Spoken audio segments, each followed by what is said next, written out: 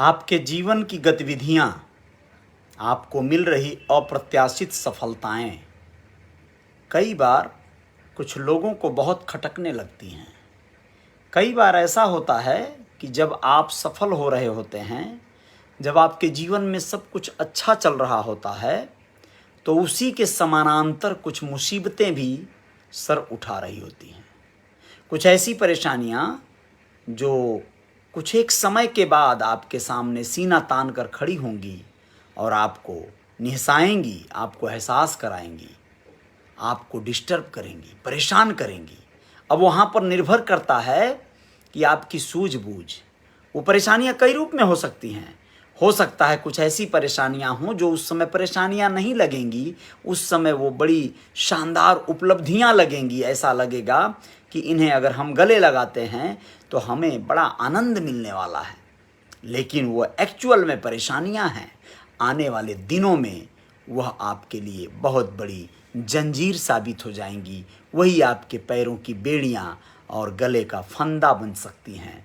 ऐसा ही हुआ था। एक मसला आप लोगों को बताना चाहेंगे। नमस्ते, हम अजय साहनी स्टार हैं। रियल रिपोर्टर न्यूज़ का आपका पेज है, आप सभी का स्वागत है, जय जयकार है आप सभी का। आप लोगों को याद होगा लालू यादव की कहानी, राबड़ी देवी की दास्तान। बिहार की राजनीति में एक अलग तरह की सरगर्मी पैदा करने वाले लालू यादव, क्या चूक हो गई, कहाँ गलती हो गई, चाईबासा, कौन जानता था। तमाम तरह की चीज़ें आई, जांच पड़ताल हुआ, पता चला कि चारा घोटाला बड़े पैमाने पर हुआ था। और देखिए ना, सजा याफ्ता हो गए।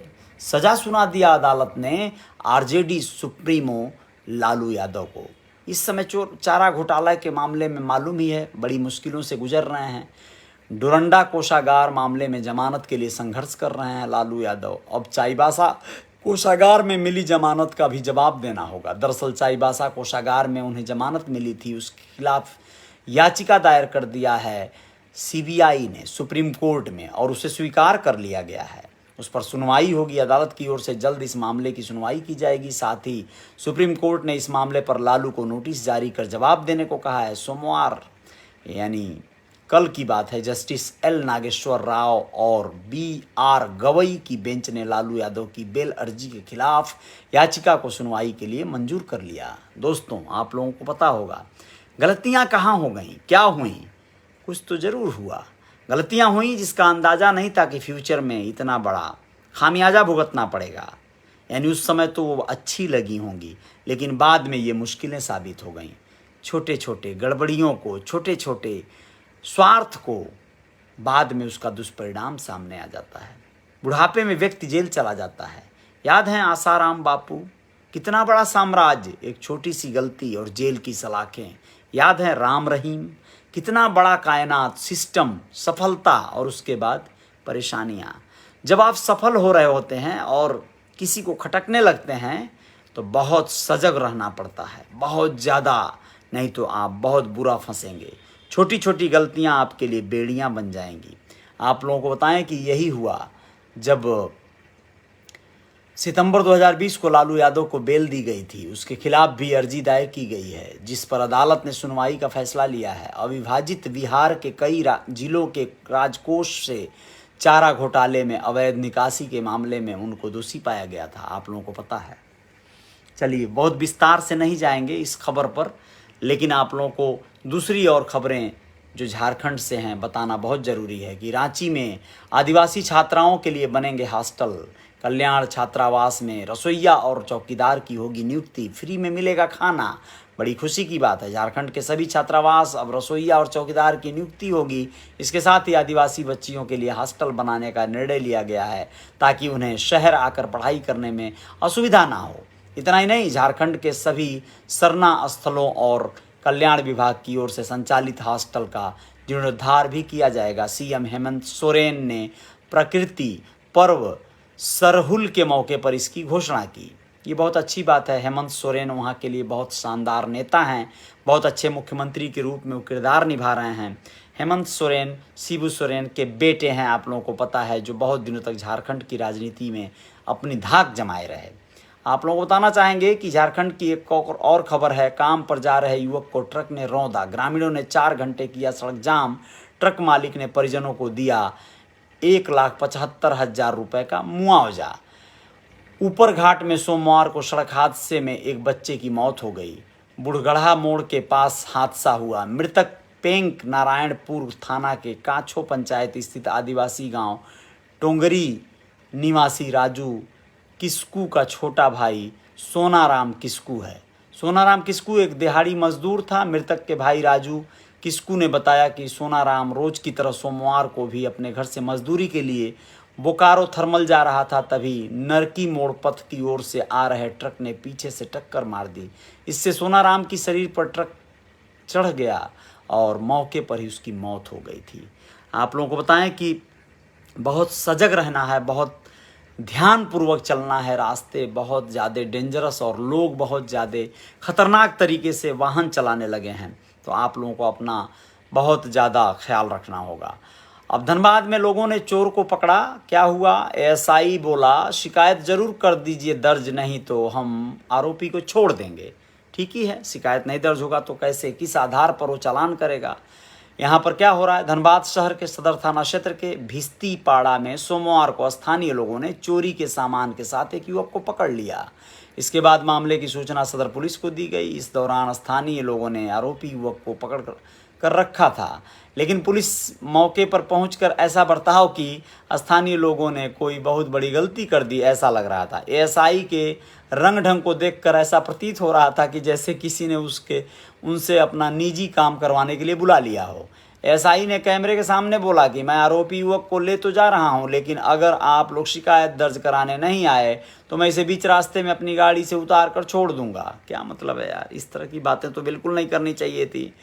लोगों को इससे बहुत ज़्यादा असंतोष हुआ, बड़ा अजीब लगा, लेकिन कोई नहीं, वह जो है लोग यह पुलिस का सहयोग करते ही नजर आया। स्थानीय लोगों ने बताया कि एक युवक सदर थाना क्षेत्र के बीच भिस्तीपाड़ा में रहता है। वह प्रतिदिन नशे में धुत रहता है।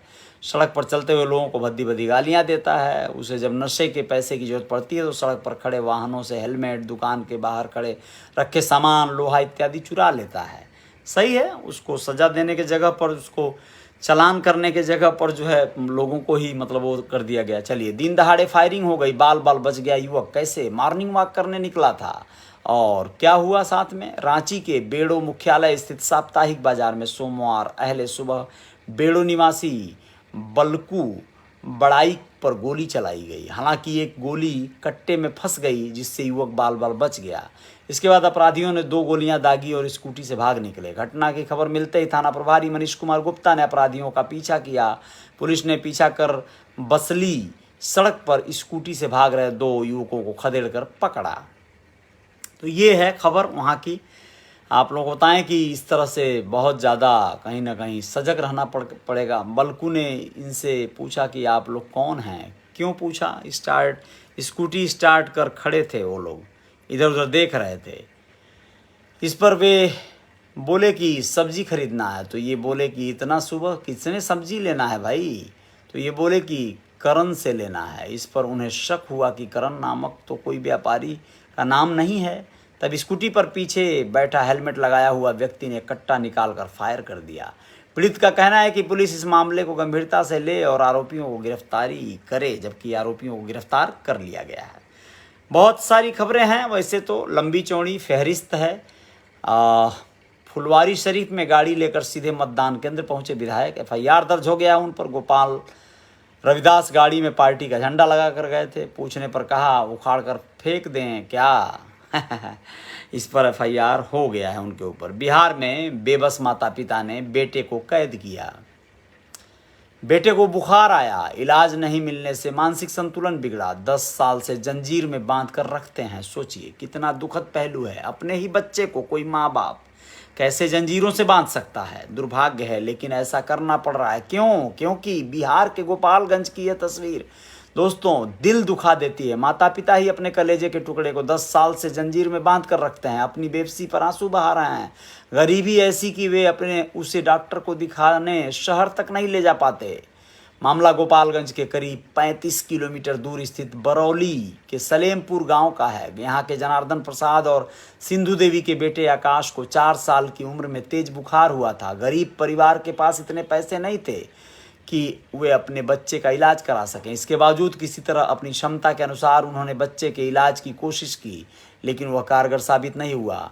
इससे बच्चा मानसिक रूप से कमज़ोर हो गया। तब से लेकर आज तक इस बच्चे को एक पेड़ से बांध कर रखा जाता है।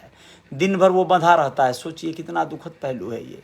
माँ सिंधु देवी रोते हुए कहती हैं कि आकाश कभी ज़मीन से मिट्टी खा लेता है तो कभी कूड़ा कचरा अपने मुंह में डाल लेता है। जब से उसकी हालत बिगड़ी है तब से बोलता भी नहीं है। बेटे के मुंह से माँ सुनने को दिल तरस गया। दंपत्ति के 3 बच्चों में आकाश सबसे बड़ा है। मजबूरी में अपने बेटे को पेड़ से रस्सी से बांध कर रखना पड़ता है ताकि वो कहीं भाग न जाए। माँ कहती है कि मेरा बेटा चाहे जैसा है लेकिन मेरी आंखों के सामने रहे, इसलिए इसे बांध कर रखने को मजबूर हूँ। हमें देखने वाला कोई नहीं है। बच्चे का इलाज नहीं करवा सकते जिससे वह स्वस्थ होकर अपने परिवार के साथ रह सके। इस बच्चे को इलाज की ज़रूरत है, लेकिन दुर्भाग्य है, देखिए गरीबी का आलम, इसे लेकर ये लोग परेशान रहते हैं। सोचिए कितना दुखद पहलू है। इस संदर्भ में मनोरोग चिकित्सक शशि रंजन प्रसाद ने कहा कि मनोरोग 2 तरह के होते हैं, मानसिक मंदता और मानसिक बीमारी। मानसिक मंदता जन्मजात होती है, वहीं मानसिक बीमारी किसी भी उम्र में हो सकती है। उनका इलाज रोग की पहचान कर जितनी जल्दी हो सके शुरू करवा देना चाहिए। इससे उनके ठीक होने की संभावना ज़्यादा बढ़ जाती है। बीमारी ठीक करने के लिए दवा के साथ साथ थेरेपी, काउंसलिंग का भी प्रयोग किया जाता है।